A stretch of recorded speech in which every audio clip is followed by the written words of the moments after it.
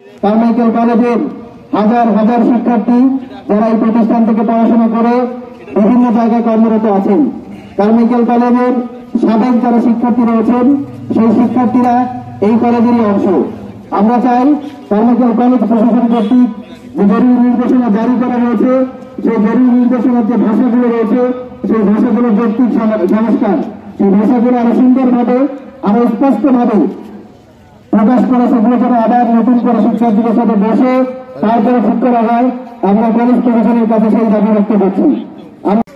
আমরা বারবার এমন জটিলতা পেয়েছি যে জটিলতার কারণে বারবার এই সমস্যায় রয়ে গেছে। আমরা আজকে এই স্মারকলিপি প্রদানের অন্যতম একটি বিষয় বলছি, একটু আগে উল্লেখিত হয়েছে কলেজে প্রবেশ নিয়ে বহিরাগত যে সমস্যার সম্মুখীন এই কলেজ প্রশাসন হয়েছে, আমরা আজকের মধ্যে এটি সমাধান করতে চাই।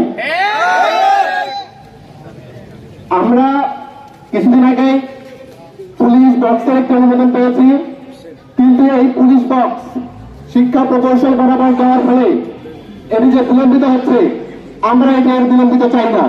শিক্ষার্থীর পরিচয়পত্র নিশ্চিত করতে হবে।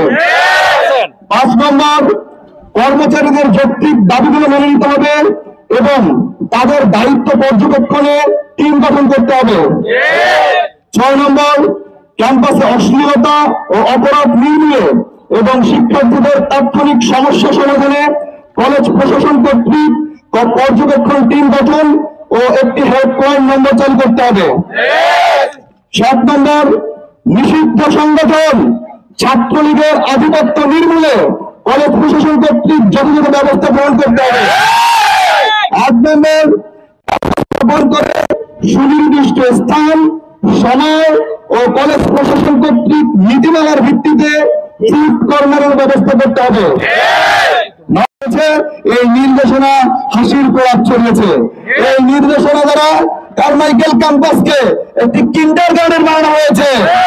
কারমাইকেল ক্যাম্পাসে রানিং 7,000 শিক্ষার্থী অধ্যয়ন করে। 1916 সাল থেকে এখন পর্যন্ত উত্তরবঙ্গের অধিকাংশ শিক্ষিত মানুষ কারমাইকেল কলেজে অধ্যয়ন করেছে। এই কারমাইকেল ক্যাম্পাস সবার আবেগের জায়গা, সবার অনুভূতির জায়গা, সবার ভালোবাসার জায়গা। কলেজ কর্তৃপক্ষ একটি বাচ্চা সুলভ নির্দেশনা জারি করেছে, ক্যাম্পাসে সকলের প্রবেশাধিকার নিষিদ্ধ করেছে। আমরা কলেজ প্রশাসনকে অনুরোধ করতে চাই, কারমাইকেল ক্যাম্পাসের সাথে সকলের আবেগ জড়িত, সুতরাং কারমাইকেল কলেজে সন্ধ্যা 6:30 পর্যন্ত সর্বসাধারণের প্রবেশাধিকার নিশ্চিত করতে হবে। এক্ষেত্রে ক্যাম্পাসের শিক্ষার্থী এবং সর্বসাধারণের নিরাপত্তার জন্য যে ব্যবস্থা গ্রহণ করা দরকার সেই কলেজ প্রশাসন গ্রহণ করবে। আমরা খুবই আশঙ্কার সাথে লক্ষ্য করছি